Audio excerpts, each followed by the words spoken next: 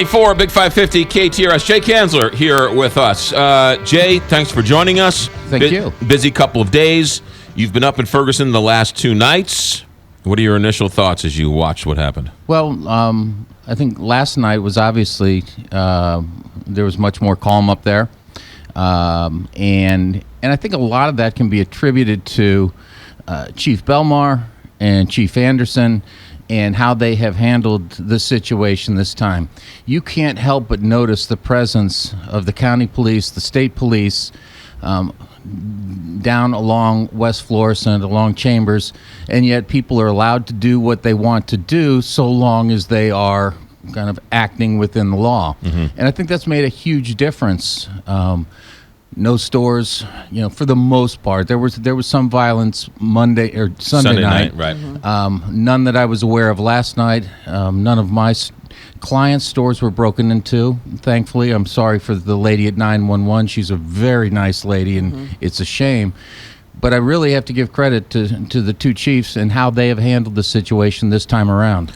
You've been on the show before talking about your clients up there. Many of them own some of the small businesses up there. Some of the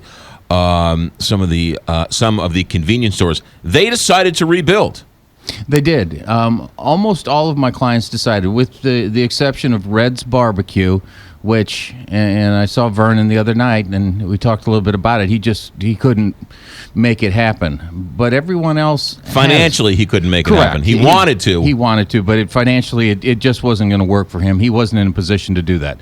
But the rest of the clients, Sam's Meat Market just opened here a little over a week ago, and the timing wasn't great. And then all of a sudden, here we are again with more protests. But they're back in business. Some are doing better than others. Mm-hmm. Some are not doing very well at all. Some of I call them the destination spot. If your business is a destination spot, a restaurant, a tire store, something that people probably have to come from the outside of Ferguson to visit and spend money at, you're not doing very well. Mm-hmm. Some of the stores that depend on just the local people, the convenience store, the grocery store, they're probably getting close to where they were before because the people are still there. Right. I have a client who runs a restaurant, and he's struggling. Yeah. Have they seen any money from the state?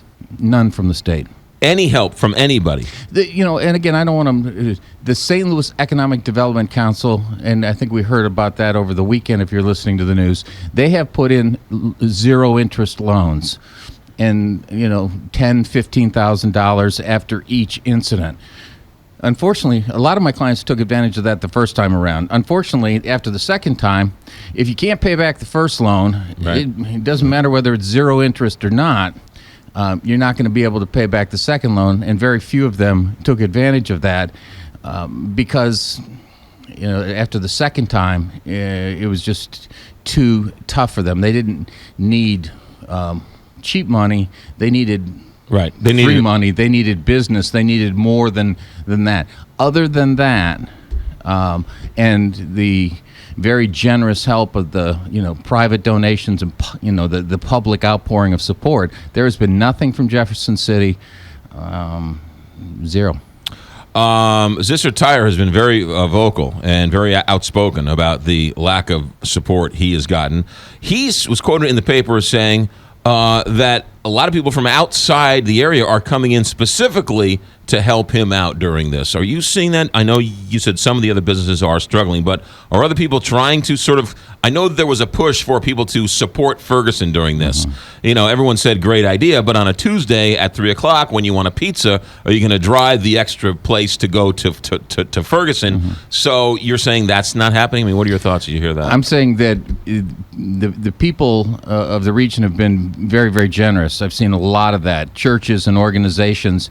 The problem is just what you pointed out, McGraw. At the end of a day, you're tired, and you're going to pick a pizza place that maybe seems safer to you. And again, perception is reality, right, versus a pizza place. Well, just a different. You can drive an extra 20 minutes to a Ferguson pizza parlor or the one on your corner. Right. And so I have seen efforts by people, concerted efforts. Let's go down there on a Saturday and maybe do shopping, or let's do.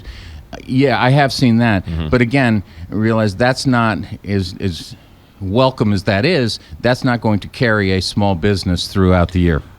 Short on time, Jay Kanzler, attorney. What do you, as the unofficial, official, unappointed spokesperson for many of these small businesses in Ferguson, what do they want people to know? What do you want people to know? What do you want people to understand about their plight going forward? I think, first of all, most importantly, these businesses do not have, a side. They're not taking a side. They were caught in the middle of this. They're part of the community up there. They support the folks that are protesting. They support the police. They're part of the community. So it's not us versus them up there. They would like people to know that they're caught in the middle, so respect that and support them now. There are so many, over 200 small businesses were affected by this. They really, really want to get on with their lives and help rebuild that community going forward. 200 small businesses, many of them minority-owned businesses. Absolutely. Yeah. All right, Jay Kanzler, thanks for checking in. Thank you very much. Jay. All right, 8:30, Big 550.